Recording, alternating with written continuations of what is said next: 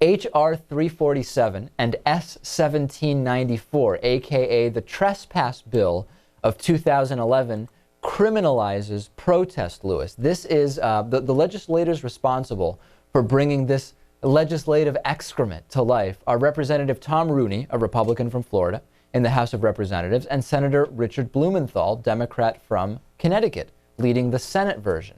And Rooney, who is a proud sponsor of this H.R. 347, has served in the Army as a JAG Corps attorney.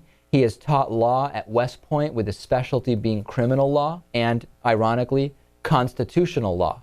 And what's ironic to me, Lewis, is that this constitutional law professor has no qualms criminalizing protest and free speech. You know, we talk a lot about people like Dr. Laura Schlesinger, Sarah Palin, others completely misunderstanding the definition of the First Amendment and what freedom of speech is, right? They say because they were forced to quit a job because of something offensive they said, they've lost their freedom of speech. Complete misunderstanding, right? Absolutely. But criminalizing protest and free speech actually is an example, and it was basically ignored by the mainstream media.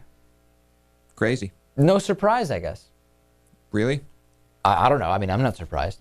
The bill makes protest of almost any kind potentially a federal offense, with anywhere from a year to 10 years in federal prison, provided that it occurs in the presence of elites brandishing Secret Service protection or during an officially defined national special security event.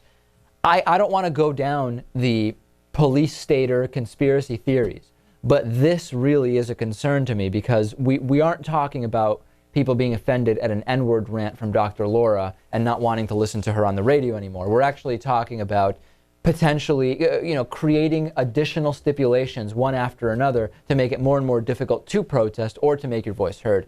I find this disturbing. Right. I don't think it'll pass, but once something like this does pass, it certainly opens things up, and it could get a lot worse. Well, the House vote actually took place on February 28th. It was 338 for and 3 against. So we're actually seeing this pass.